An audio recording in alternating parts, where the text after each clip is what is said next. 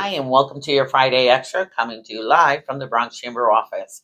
Today, I am joined by Michael Brady, and we have some highlights for you, starting with a recap of our gala last week, where we had three amazing honorees: Joseph Kelleher, John Colazzi, and our New York Yankees. Oh, Yankees. We broke records. It was an amazing turnout of over 600 attendees, an evening of music, networking, and the support of all the programming that we do here at the Bronx Chamber. We're looking forward to a lot more of them.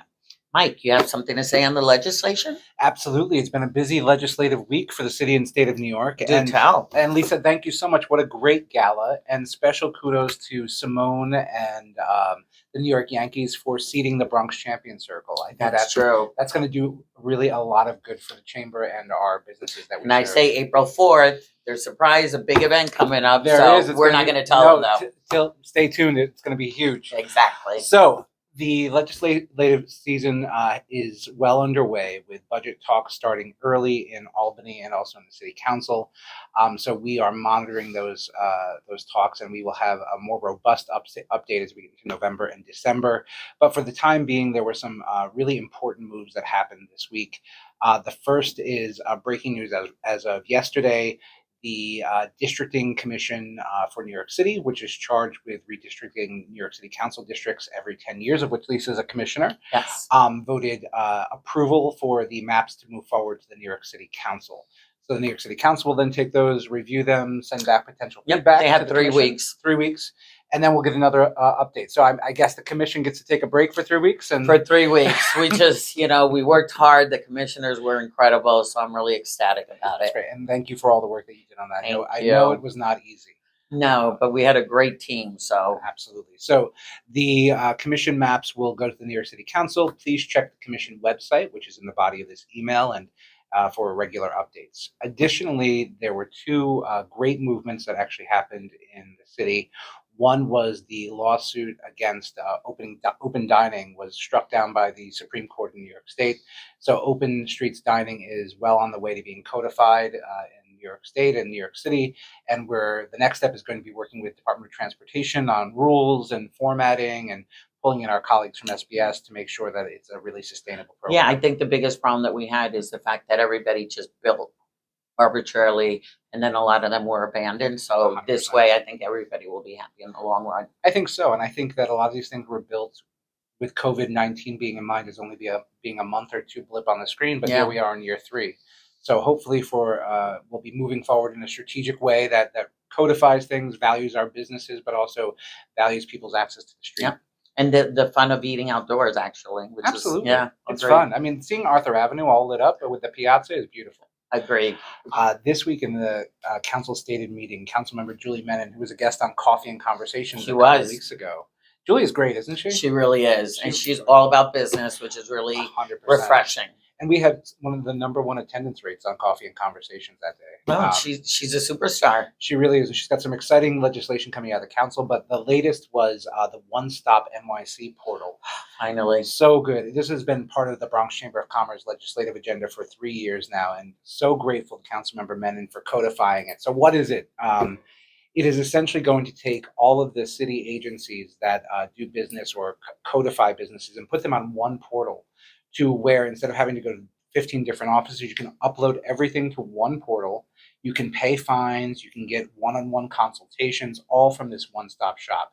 It is going to be a huge game changer in New York City, and it's my hope that we can work with the council member and her team to link it up with Department of State, so that way we can get automatic services. When someone opens a business with Department of State, they get pinged and it just closes the Music circle. to our ears, and I'm sure the businesses are thrilled. Not just comes the 100%. education part, right? They're used to it being so wrong for so many years, and now it's like, here, just one click of a button almost. Exactly. Super, super important. And then just a couple other key pieces of news and interest for our viewers out there.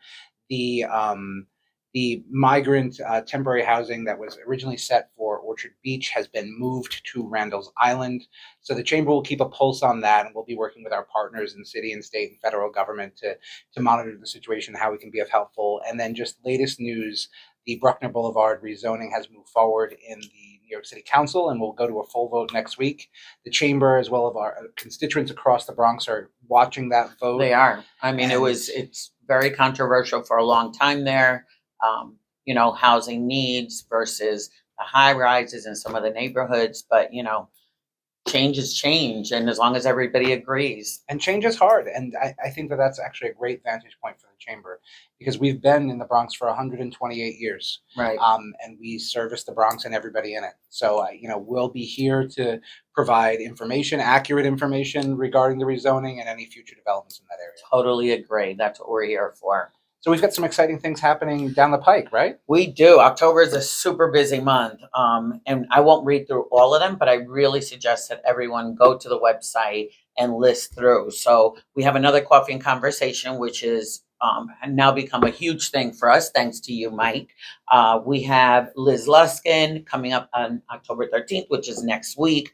That's going to be a really great conversation. She's with the Empire State Development. Yeah, Liz comes from the business world. She was a small business owner. She was a deputy commissioner at SBS. Then she managed the Long Island City Partnership and the Long Island City Bid. And now she's at Empire State Development under Kathy Okel. That's fantastic. She is a great one. I got a chance to sit with her for a while and got to know her when I was in the bid world myself. She's a smart cookie. Yeah, without a doubt. And then we have Woodlawn. Everybody needs to take that trolley in Woodlawn Cemetery. I know the word cemetery and someplace fun. Believe you me. It's Halloween month. Come on now. How and not just that, the beauty of that It's gorgeous. Yeah, it really is. So if you haven't been, join us on the 20th. We do speed networking, just a really good time networking. And you get to see one of our beautiful institutions. It's kind of weird to put it in that way, but it really is very different. The folks who are buried there and the history. Amazing. It Celia really is. Cruz, former presidents. I mean, you shake a stick at it. Yeah. It's great. I like that. That's really good. And then we have another coffee and conversation with our city councilman, Rafael Salamanca.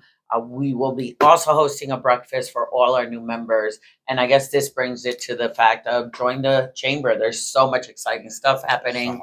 And we want you to be a part of it all. And you'll be seeing a lot more of this format. I think it's in a conversation, you can definitely understand more what's going on and throw some questions our way. We may not be able to answer them, but throw them our way anyway. Absolutely. I think that's a great thing. And I think that moving forward, we're going to engage with folks a lot more on social media. So we can do some live Q&As. And this is a great and exciting way to make the chamber what we all know it to be, the best economic development agency in the Bronx. Listen, I'm with you. We're right for that. And we are looking at a 3-day weekend. So we ask everybody to be safe, enjoy your family time, downtime, and we will see you here same time next week. Have a great weekend, everyone. Bye-bye now.